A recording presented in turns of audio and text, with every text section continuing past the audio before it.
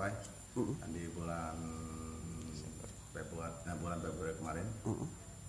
Untuk jumlah surat suaranya kita tahu.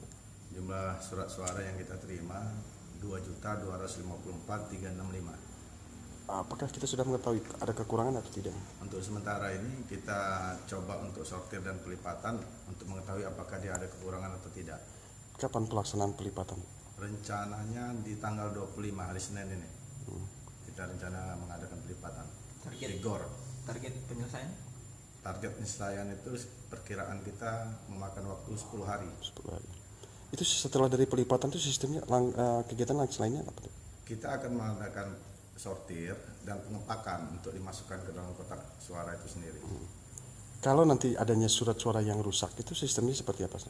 Setelah kita adakan pelipatan dan sortir kan kelihatan tuh ada rusak atau tidak, ada yang cacat atau tidak. Nah itu kita usulkan kembali kepada KPU Provinsi melalui KPU Provinsi untuk dibuat kembali di percetakannya. Kotak suara?